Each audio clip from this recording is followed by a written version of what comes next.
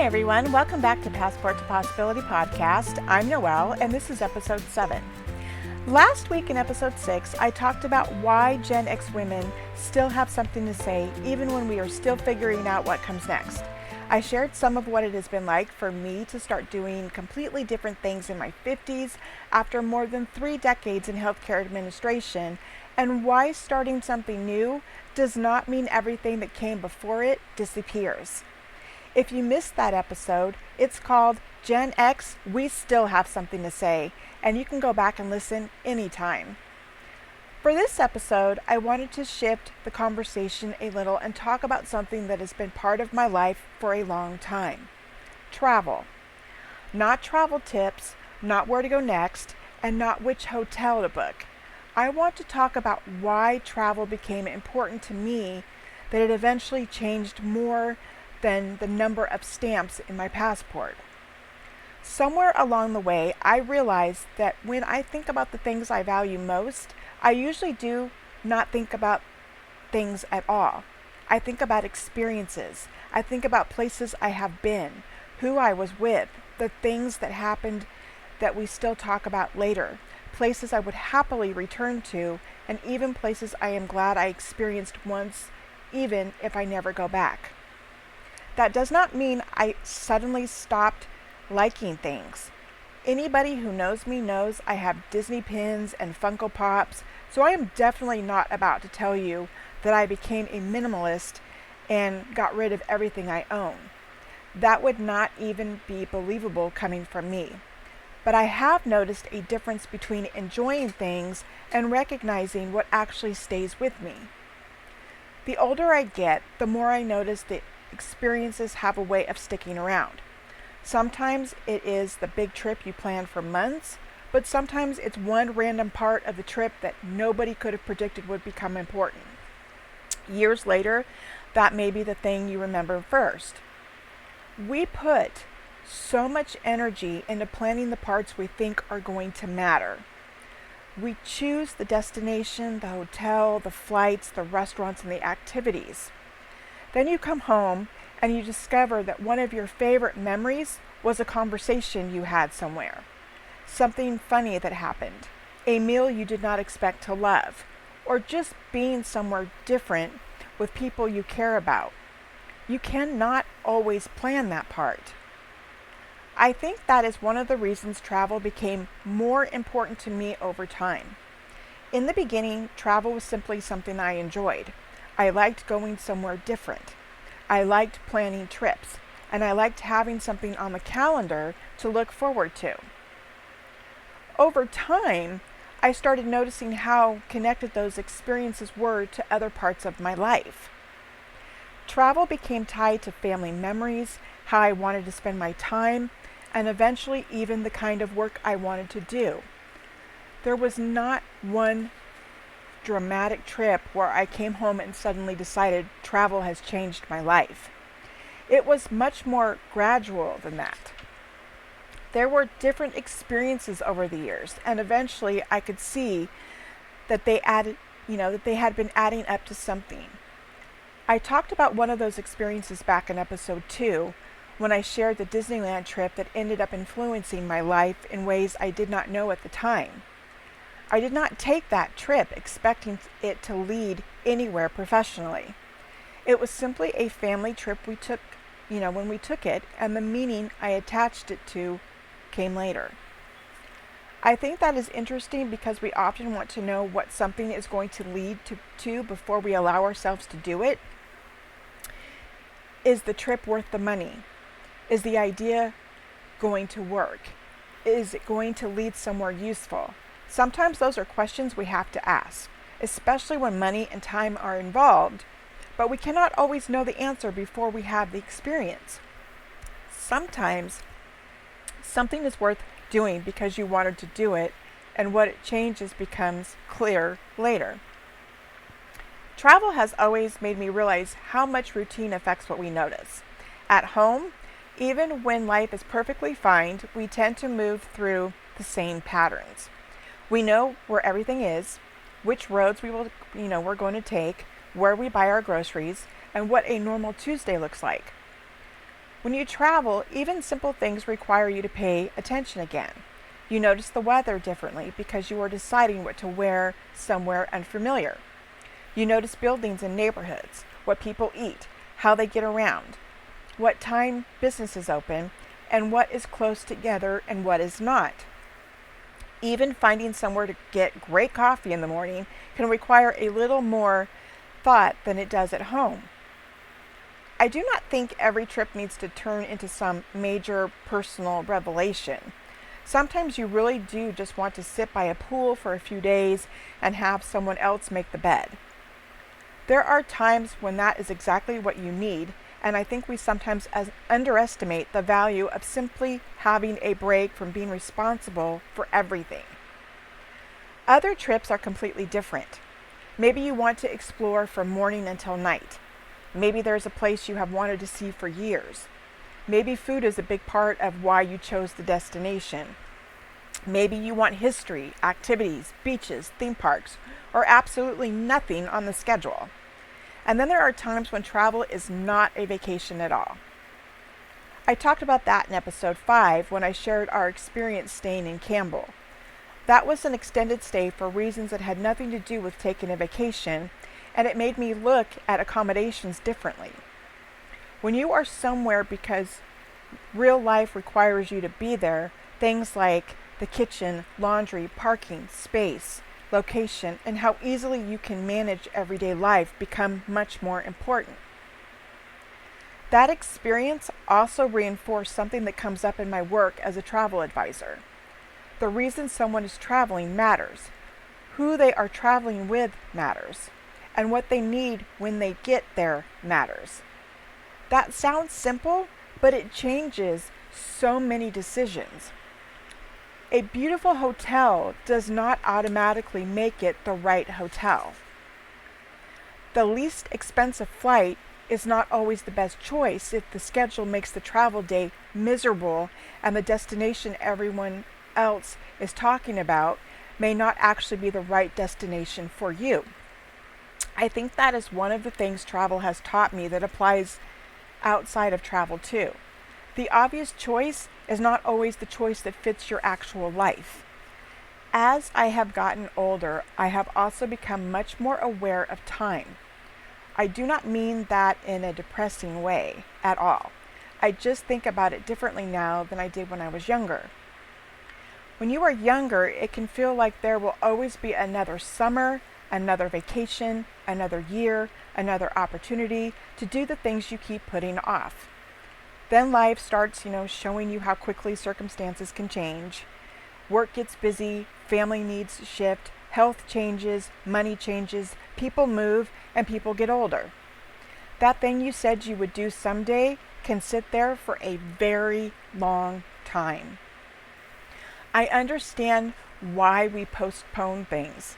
There are real responsibilities, budgets, work schedules, family obligations, and times when the answer genuinely has to be not right now. I spent decades working in healthcare administration, so I know what it means to have responsibilities that do not disappear because you want to do something else. What I do not want, though, is for practicality to turn into a life where everything meaningful gets pushed to later. At some point, I started asking myself a different question. What is all of this work supporting? That question has become more important to me as I have moved through my 50s. I still care about doing good work. I still care about building my business, and I care about being responsible, but I also care about what that work allows me to experience and what kind of life I am creating around it. That is part of what the subtitle of this podcast, Building a Life Worth Traveling To, means to me. It is not only about going somewhere, it is about making room in your actual life for the things that matter to you. Travel happens to be one of those things for me, but it does not have to be travel for everyone. Someone else's things may be concerts, gardening, camping every summer, spending time with grandchildren, taking classes, creating something, going to baseball games, or finally having enough time to read a book without feeling like they should be doing 5 other things. Most of us probably know what our version is. We know that things that make us think, I wish I had done more, or I wish I had more of that in my life. The harder part is looking at whether the way we are spending our time actually reflects it. There have been periods of my life when work took up an enormous amount of space, and sometimes that was simply what that season required.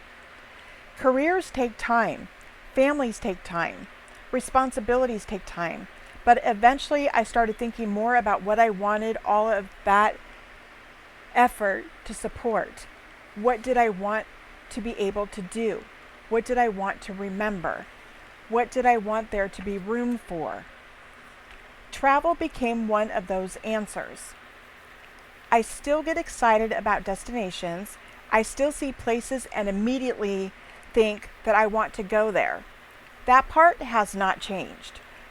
But now I think more about what the experience gives me beyond being able to say, I went somewhere. It might be time with someone I care about, a change of scenery, something new to learn, a story we will tell later, or simply a few days of where life feels differently from normal. That is also why I find other people's travel stories so interesting. Ask someone about a trip they loved and listen to what they eventually start talking about. They might begin by telling you the name of the resort or where they went, but usually, if you keep listening, you get to the actual memory. They tell you who was there, what happened, what surprised them, and what everybody still laughs about. That is the part I love. Travel also gives us something before and after the actual trip. There is anticipation before you go. You research, make plans, think about what you want to do, and start counting down. Then there's the trip itself. After you get home, there are the stories and memories that can last for years, so the value is not limited to the number of days you were actually away. Of course, not every trip is perfect. Some are exhausting, some cost more than expected, and sometimes the flights get delayed, the weather changes, the restaurant disappoints you, or the room is not quite what it looked like online. I do not think an experience has to be perfect to have value, though. Sometimes the thing that becomes part of the story later is actually what irritated you while it was happening. I am certainly not wishing for things to go wrong, especially as a travel advisor, but perfection is not really what creates the memory. Actually being there and having that experience is what matters. That has influenced how I look at other things I have tried over the last few years. I have built a business, worked on websites, learned new technology, started creating content, and now I have this podcast. Not everything has worked the way I expected, and some things have taken much longer than I thought they would, but I am glad I tried them. Because I would rather know what happened than sit several years from now wondering what might have happened if I had not. Travel reinforces that for me in a very practical way. You cannot experience a destination by thinking about going there forever. Eventually, if your circumstances allow it and it matters enough to you, you have to make the reservation, pack the bag, leave home, and find out what the experience is actually going to be. That does not guarantee you will love every part of it. It means you gave yourself the opportunity to find out. I think the same is true for a lot of things outside of travel. Starting a podcast does not guarantee people will listen. Starting a business does not guarantee it will grow exactly the way you hope. Trying something new certainly does not guarantee you will be good at it immediately. But sometimes there is still value in having the experience. I spent a lot of my life, probably like many people, measuring things by results. Did it work? Was it worth it? Did I accomplish what I set out to accomplish? I still ask those questions. I run a business, so results obviously matter. But I think there are also other questions worth asking too. Did I learn something? Did I spend time with someone I cared about? Did I see something I had always wanted to see? Did I discover something I never expected to like? Did I come home looking at my regular life a little differently? Those answers have value too. I do not think travel changed me in one dramatic before and after moment. It has been more like a collection of experiences that gradually changed what I pay attention to and what I consider worth making room for. Eventually, it influenced the business I chose to build. It became part of this podcast and has become connected to a larger question that I seem to be asking myself more often these days. What do I want my life to contain? That question feels different to me than asking what I want to own or what I think I should have accomplished by a certain age. It is about the experiences I actually want to have and the things I want to spend my time doing. By this point in life, most of us have accumulated quite a lot, and I do not just mean possessions. We have responsibilities, habits, expectations, routines, and roles we may have been carrying for decades. Some of them still fit us perfectly, and some of them may not. Travel gives me a temporary chance to step outside my regular routine and notice things again. Then I come home, and real life is still waiting for me. The laundry did not disappear, neither did the bills, the work, or everything else that needed attention. Travel does not fix your life, and I do not think it should be sold that way. But sometimes you come home remembering something about yourself that got buried underneath all the normal responsibilities. Maybe you remembered that you liked being curious, that you liked trying new things, or that you really enjoy slow mornings when you are not rushing somewhere. Maybe you remembered how much you enjoy spending uninterrupted time with the person you traveled with. Those things matter. That is really what I mean when I say travel changed more than my passport. It changed some of the things I pay attention to.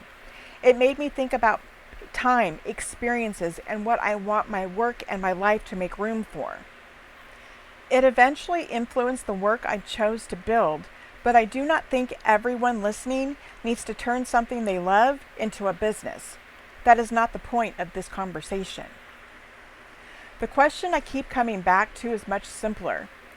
What are the experiences that have stayed with you? Not necessarily the ones that looked impressive in photographs or the ones other people would consider important.